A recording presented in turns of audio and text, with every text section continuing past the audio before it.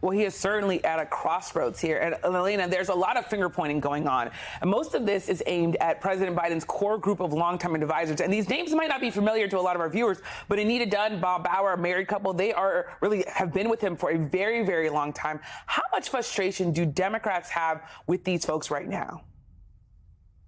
Well, look, there's certainly a lot of frustration aimed at Biden's inner circle, two of those names you identified, but there's a number of people who have been with him for decades, who have been with him since his time in the Senate, who, a lot of Democrats feel like are not necessarily giving as strong or as frank advice, giving him a full picture of where things stand right now, or maybe given sort of a protective bubble around the president for quite some time. And so there's real frustration, not only from those inside the White House, but primarily amongst, Democrats who are congressional leaders, donors, big-time supporters of the president. They're looking for someone to blame in this moment, and they found it with this sort of insular group of aides who have been with him for a long time. The challenge for them and sort of yielding any kind of result out of that is that this group of people have been with him for a long time and have stayed with him. And so whether or not there's any anticipated changes within campaign leadership or at the White House, still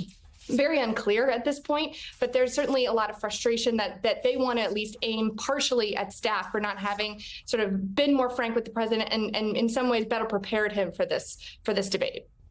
And it's really interesting, Julie, that to hear the president sort of take a lot of this blame on himself here. He's not blaming his aides or his staffers. He's saying, I did this. There are, of course, House Democrats, now two of them, that have come out and say, hey, the president needs to drop out. Are there more lawmakers waiting in the wings? Is the dam possibly going to break here?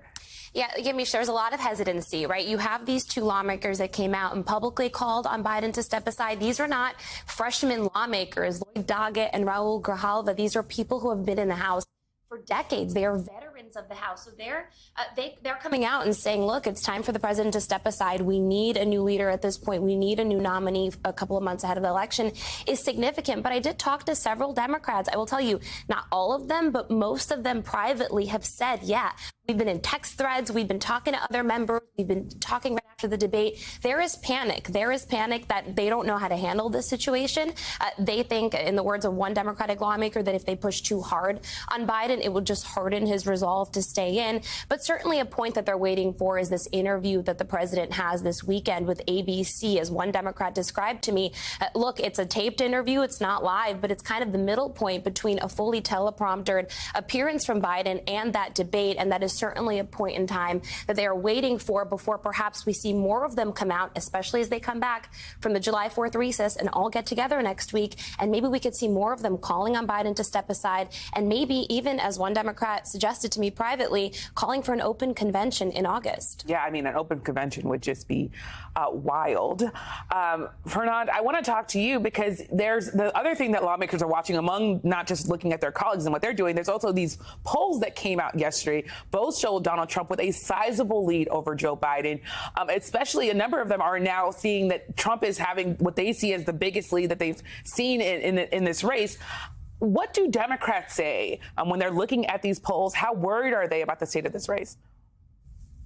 Well, Yamiche, I think they're extraordinarily worried. And the fact that now, a week removed from that debacle of a debate, which I think President Biden acknowledges himself was a debacle, and the fact that the polling is showing that Trump has opened up a lead is very ominous. And I think that's why these conversations continue. Why? Fundamentally, these are still two candidates that have 100% name ID. Everybody knows them. So these types of movements in a race after a major event like the debate, I think, is what is causing the consternation. That said, you heard President Biden in his comments earlier. He has done an outstanding job as president. He should not be judged, of course, on one bad night. When you look at the last 3.5 years of a stellar historic record, the problem, Yamiche, is that we're also talking about the next 4 years.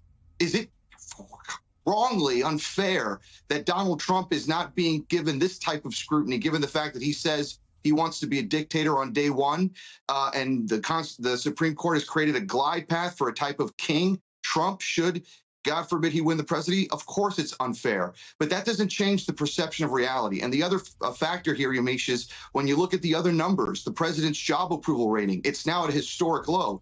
It's not like he was at the highest approval ratings in his term prior to the debate. So in an environment where he had very little margin of error on the question of the performance in the debate to allay fears and concerns about his advanced age, there is now zero room for error should he stay in the race through November.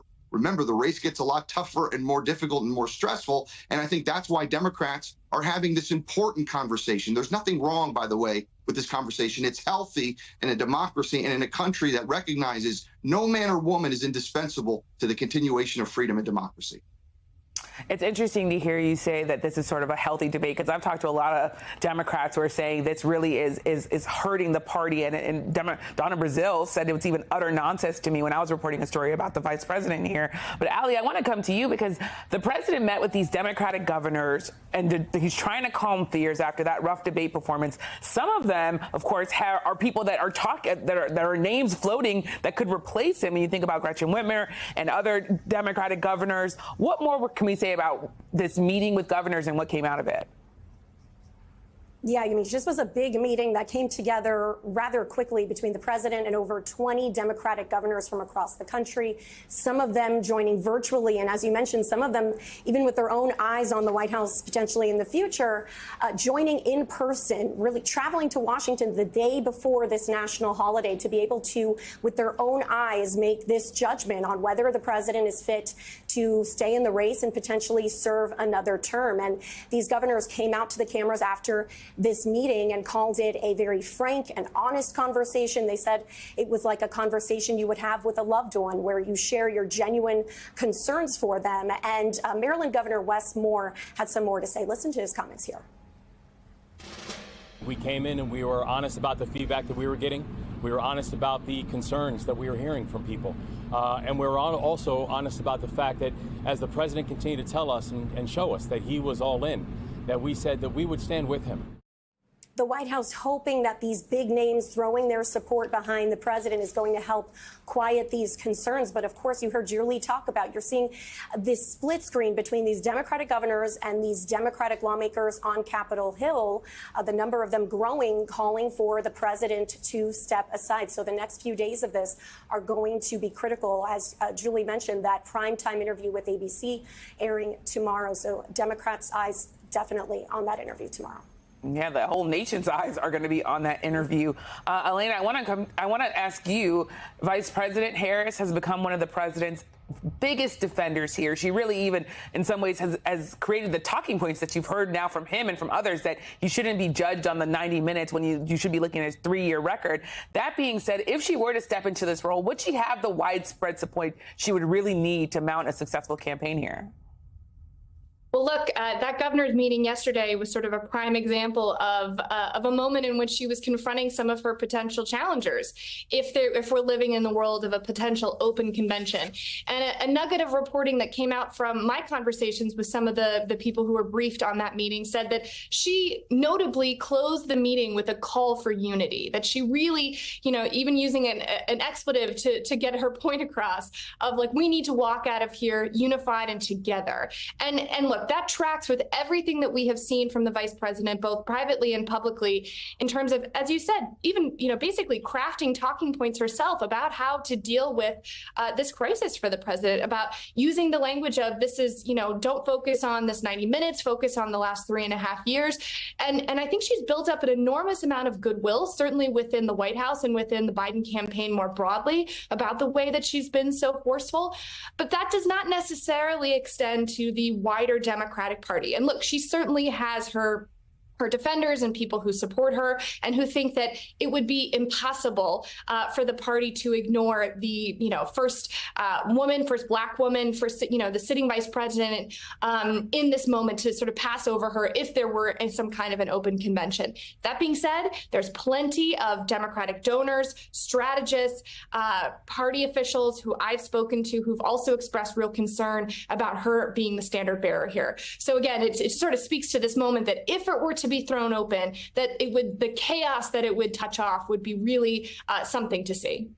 Yeah, it would be chaos, but I know I've talked to some of her backers and loyal allies who say they would be standing there, Black Democrats in particular, be standing there to support her and make the case that she should be the one if Biden were to step down. Now, Fernand, I want to ask you about the Wall Street Journal poll, because it also found that 80% of voters say Joe Biden is just too old to run for president, compared to 56% for Donald Trump. They're only a couple years apart here. But I wonder, for President Biden, what can he do now, especially after this brutal debate, to change this perception, to counter this perception that he's just too old to run?